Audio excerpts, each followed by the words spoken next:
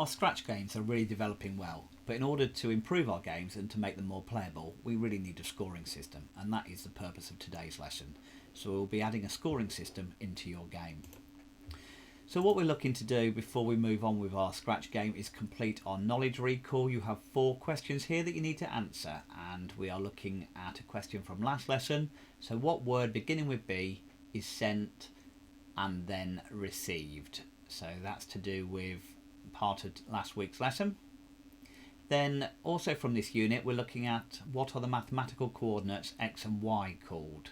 So what type of coordinates are they? And you need to answer that. And previously when we looked at flowcharts, you need to remember what shape a decision is. And we use if statements in this unit, and we can represent that by a flowchart. So thinking back to flowcharts, what shape is a decision? And then lastly, recalling information from the start of the year, what is malware? So you'll need to answer those questions in your ePortfolio. You may wish to pause the video and answer those before moving on. So just to recall that we have information in your knowledge organisers. You can look at that for information on this topic and any other topics this term, and also your knowledge organisers from other terms to look at the information that you need to remember. So as I said, today we're going to look at a scoring system and learn how to create a scoring system. We're also going to understand this little bit of code here of score equals score plus 1, and I'll explain more about that as we go through the lesson. But basically we've got a variable of score and we're adding to that variable as we go. So you will, by the end of today's lesson, understand what score equals score plus 1 means. So I've spoken about variables. A variable is something that is stored but can change. So in this example we're using our score as a variable. So it is stored, but the variable score can change because obviously the score can go up over time. You do always in computing need to give your variable sensible names. So the most sensible name for the scoring variable here to me would be score, but you can call your score, your variable, something else, but score is a sensible name. And when we create this in our game, for my game I want to start my score at 0. You might choose to do otherwise, but we will need to initialize our variable, and that means giving it a starting score, so starting at 0. And that's something that you will need to create. So we are also going to use the broadcast that we created last week, and you need to make sure that your broadcast is there. And this is what I broadcast when my rocket ship touched the alien.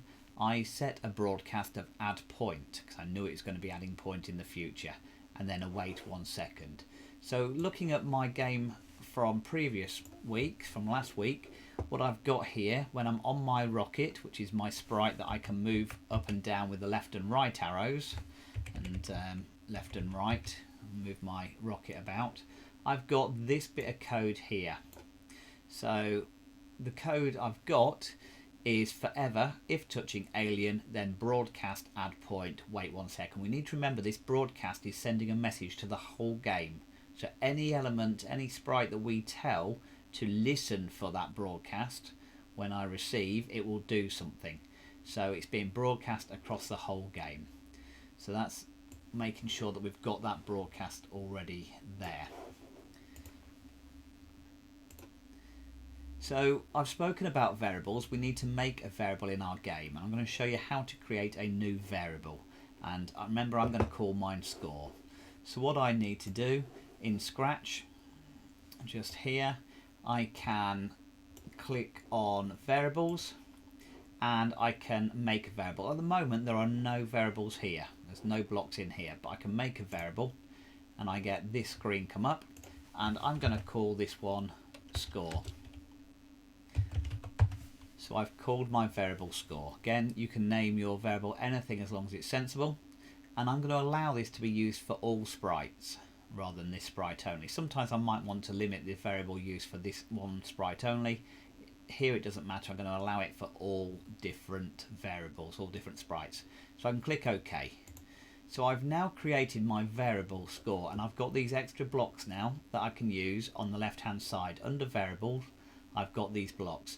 And I've got a score here, and we've now got a score in our game, actually in the window on the right. By unticking that, the score disappears, or I can tick it if I want to show it. And we're going to use these blocks in a moment or two. So I've created the variable, I've created my variable score, and the next stage then is to show or hide that at the start of the game, and that's what we're going to do here. I've shown you how to hide it, but we can use the actual blocks to hide our variable. So the information we've got here, using that original when I receive add point, I'm going to change my score by 1. Now what's really important here, I'm probably going to do all of my coding for my score on the actual stage, on the backdrop. So I'm going to click on the backdrop, make sure that's selected. I'm not using the sprites, I've made sure I clicked on the stage, on the backdrop, and I've gone to the code. So what I'm adding in now is control. It's a controller event. It's an event when I receive. So when I receive, here it is, and I've got add point in there. When I receive add point, this was my broadcast and receive, remember, so I've got add point, there it is. When I receive add point, what I want to do is I want to go to my variable and I want to change my score by 1. So I'm dragging that in. So what I'm saying is every time my rocket touches the alien, my score is going to increase by 1. This is a score equals score plus 1. My variable score, whatever's stored in there, is going to increase by 1. So that is how my scoring system goes up. When I receive add point, change score by 1. So nice and simple for increasing the score in my game. So when I receive add point, change score by 1. And remember, I've done that not on any of the sprites, but I did that on the backdrop. The next stage then is setting the score up at the beginning of the game. So I'm going to read through this code and show you how I build it up. When the green flag is clicked, so at the start of the game, I'm setting score to 0. So I always start with 0. I'm then going to hide my score, hide variable score, and that's because I've got an introduction to my game where I've got the instructions and how to play, and I've got that running for 3 seconds. So I'm hiding my variable for 3 seconds. After 3 seconds my game starts, so I'm going to show the variable score, which I've set at 0, remember, so it's going to show that score is 0. And then I've got wait for 30 seconds. So my game, my level is going to play for 30 seconds. After that I want to stop all instructions. That stops everything in the game, not just this sprite, not just this element, but it stops absolutely everything. So my game will stop after 30 seconds. So I'm just going to build that up. And what I've got here is at the start of the game. So I can go to my event. At the start of the game, I've already got that block in.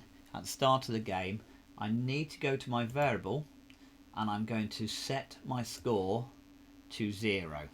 So that's my starting score, 0. I then need to hide a variable. So I'm going to hide variable. I don't want it to be seen at the start of the game. So hide variable, and I've only got one variable in my game, but if I had more variables I can choose the variable here. So I'm hiding the variable score. I then want to wait for 3 seconds. So I can go to a control, and I'm waiting for 3 seconds. In fact, I've already got a wait in here, so I can just bring this into the code. So I'm waiting 3 seconds. If I can put it into the right place, my computer's very slow. There we go. So just wait for it to appear. So I'm waiting 3 seconds. After 3 seconds, I want to show my variable. I want it to appear in my game. So I'm just going to show variable score. Just drag that in. And then I want to wait for the length of my level. So I've decided to play my level for 30 seconds. And then after 30 seconds, what I'm looking to do is stop all the code. So again, that would be under the control. I'll be able to find a stop all and drag that in. So the next stage, when I play my game, just when I press play, I've got my welcome for 3 seconds, and then after 3 seconds my score appears and I can chase the alien. If I can control my game, so I catch up with the alien and my score is increased by 1, and then I can chase the next alien.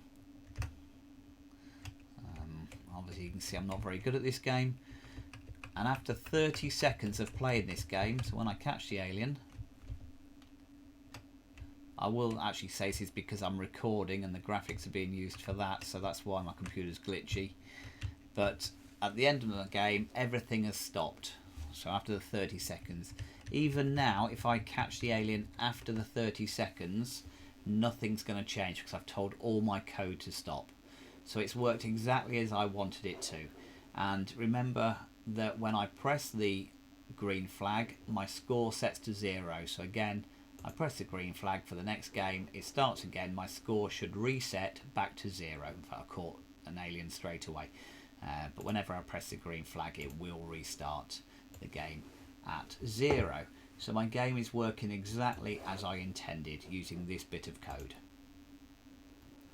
So next stage, you've got to remember to save your work, and in your ePortfolio what you need in there is to show that you've used different blocks of code and to actually explain your code. Don't just screen print your code into your ePortfolio, explain what is going on. Now that you've created a scoring system, you are probably going to want to create a high score system or some way to record the high score of your game to give a bit of challenge so you can keep playing and try and beat your previous score. So we're going to need to learn a couple little elements in here, and the first of those is operators. Now these are in your knowledge organizer, operators that you need to know, and this first one here is a greater than symbol. This is a less than symbol, and this is an equal symbol. So we've got greater than, less than and equal, and these are the 3 operators that you need to know, and we're going to use an operator in our high score. And in Scratch you can pick up the operator here and drag the operator in, and then we can fill in the information afterwards. And you can see in this one below I've dragged in my score variable into the first gap and then my high score into the second gap, and I'm going to show you how to build up the code to look like this. This is the code you're going to need for your high score, and I'll demonstrate how to actually build this up at the same time. So I'm just bringing in my Scratch game. Looking at my Scratch game, again I'm going to do all my code on my stage, so it's tucked out the way, it's not interfering with any of my sprites, it's on the actual stage. And what I've got here is at the start of the game, and again I'm going to hide my variable high score. I'm not going to want that to show. Now first of all I need to make my variable high score, so I can click make a variable and I can put in high score. Now often when we create variables, it doesn't like spaces in certain programs, so it's a good practice sometimes to put an underscore in between your variable names. I'm actually going to leave it blank here at the moment. It isn't good practice, but for Scratch it will allow it, so I'm going to leave it as it is, so high score, and click OK. So I've now got in my variables on the side, I've now got high score. This was score before, and you can see on the drop down boxes I've still got my score variable if I want to use that, but my high score is there. So at the start of the game I'm going to hide my variable. I don't want it to be seen in my game during the introduction, so this is just like we did with the score variable. I'm going to hide the variable for 3 seconds, and I can build that bit of code up just like that. So I'm hiding the high score for 3 seconds, and then after that I can show my variable high score. Just put that in, and then what I need to do is use a forever block. So it's something that's going to go on always, and in the control I've got a forever. There's different types. I can build these up with if and if else statements, but I'm going to leave it as a forever. So I'm just going to put in my forever, and I'm then going to build it up with an if statement. So if something then, not the if else, and I've already got that here to put into my forever loop. It's going to iterate through, it's a big word there that we look at later, or in year 7 or in year 8. So if something happens, then do something. And that's exactly what I've got here. Now in my operators, I can find my greater than, less than and equal that we spoke about before, and I'm going to use a greater than symbol. So if something is greater than something else, then, so I've just dropped that block, that operator block, into my if statement. So you've got to make sure it actually fits in. So hover above it and the gap in there will go white and it'll just drop in there. So what I'm going to put in here, go back to my variables, I'm saying that if my score, and I can drag score into here, so if my score is greater than high score, so I can find high score, drag that in, and again you can see when I hover over the gap, a little white border appears. There it is, and then I can let go and it's dropped in there. So if my score is greater than high score, if my score is greater than the high score, then I want it to do something. And what I'm wanting it to do is I'm wanting it to set high score. I'm going to drop that in, set high score. I'm not giving it a value. What I'm giving it in there is set high score to whatever my score that I've just beaten it is. So I'm dropping score into that block there. So now when I press play, at the moment I've got no high score because I've set it as 0 to start with, and when I do play my game, and I'm going to do particularly badly on this first one, and I'm just going to, after 30 seconds, make sure I've only caught it once. So I'm just going to hide over here and wait for my game to end. My high score is now 1 because that's what my highest score is so far. And at the end of the game, remember it stopped all that we did earlier. So at the end of the 30 seconds, it stopped all. Now when I press play again, the green flag, it's going to remember that my high score is 1. And now when I play the game, if my score beats my high score, at the moment it's equaled it, as soon as I go over it, it's going to up my high score as well. So I can see that my high score is what it is as I play. And that's exactly what we're trying to produce now. The game is working as intended. I can see that my game works, therefore I'm happy. So what you then need to do, stop that, you need to just make sure that you've added evidence to your ePortfolio, explain the code. So I'm looking for a bit of code like this in your ePortfolio, and you try and explain every single line exactly what's happening. Good luck with that, and then we'll move on. That's your game complete. So the next part of Scratch is to move on and create a new Scratch game.